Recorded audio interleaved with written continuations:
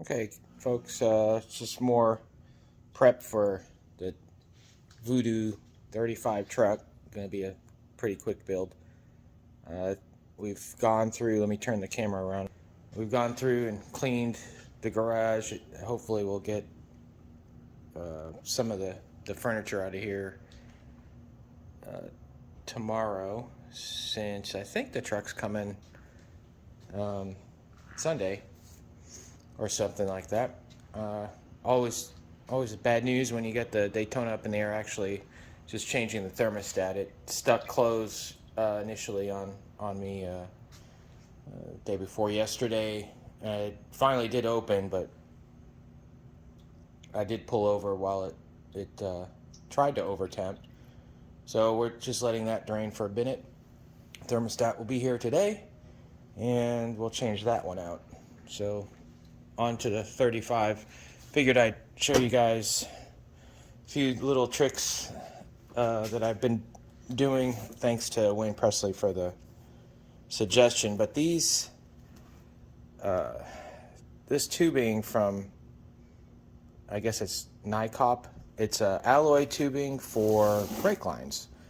I cut a small section off. It's actually got a nicer color, in my opinion, than the normal aftermarket green. The nice thing about this thing is it is super, super soft, and you can see how soft that is. It makes it very easy, one, to do flares on, and then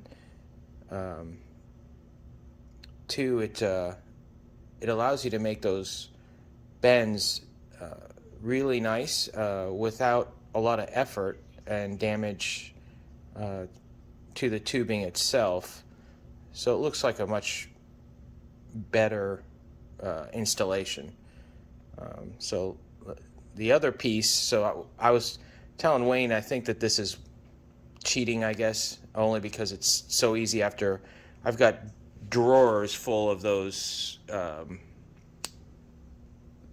AutoZone flaring tools, all broken and stuff. So between that item and this item from Eastwood, I have, and I'll show it to you here in a second if you guys have not seen this. Obviously it's on the internet as well and YouTube videos.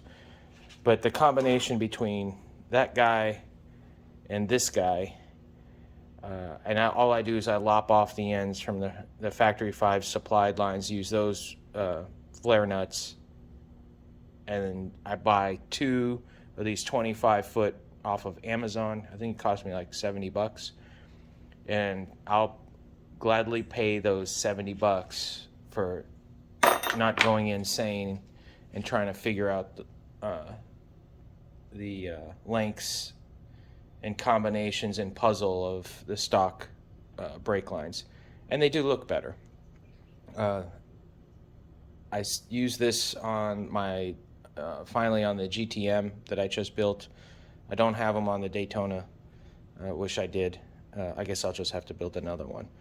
So let me get this tool set up and we'll get right back. Okay, real quick. So I opened the tool box up. Here it is installed on the vise, and hopefully you can see that. We're going to use 3/16 setting for the 3/16 line. We're going to use that guy. So that's operation 1, and then you need to find the operation 2. So where is that guy?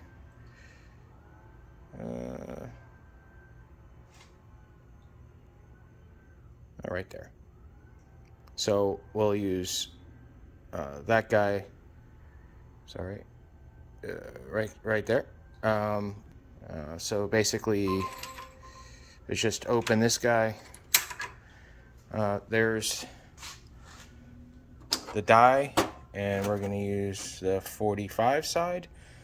So basically, and I'm going to have to just pause for a second with two hands, but you need to put, so I've already straightened this line out. Of course, you want to make sure you've got the nut on there first, but just for demo.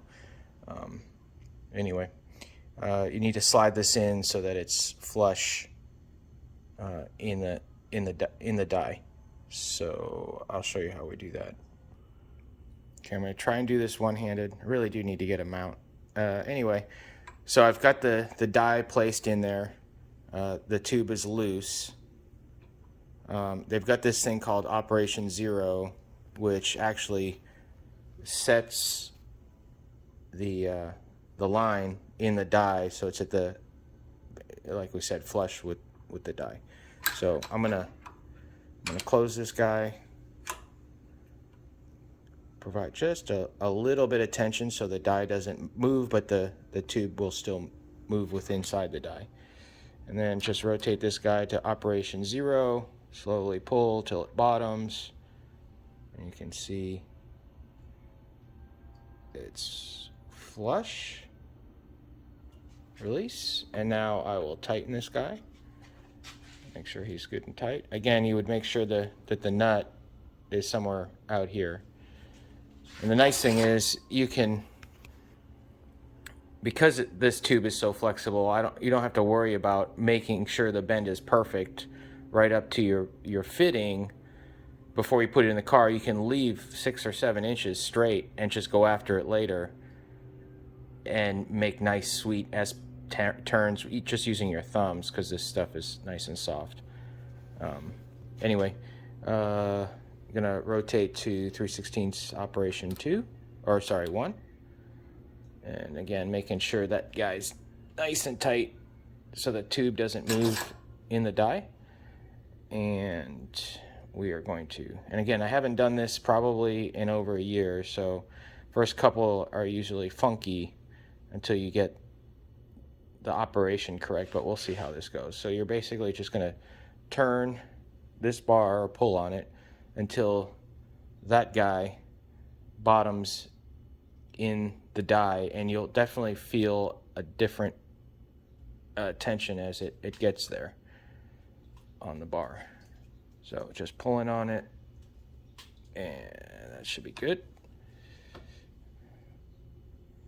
And you can kind of see it's done a little flare in there already, and that's just on op 1. And I usually hit it twice. Not necessary, but I definitely want to make sure. And again, I didn't lube the end or anything. I just stuck it in. And then I'm going to find Operation 2, 3/16.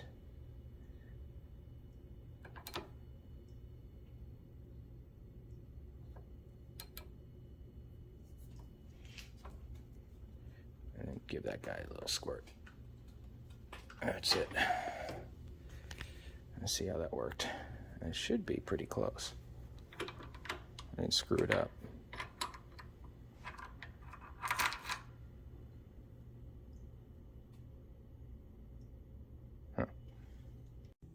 Okay, and so basically, let's see. So there it is. Hopefully you can see that. Nice flare.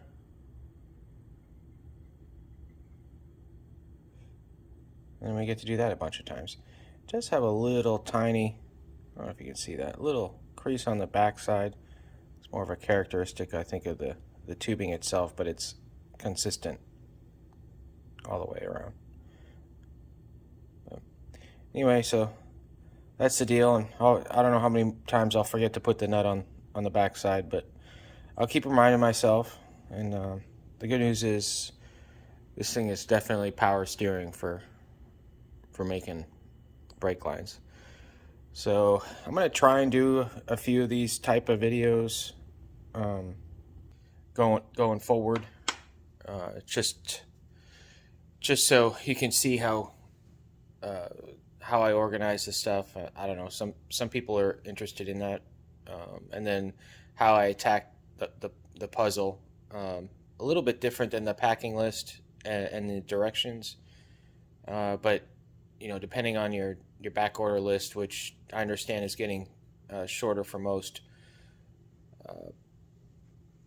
you know, you just have to attack with the parts that you have, because there are quite a few of them, and then trying to coordinate the body work at the same time.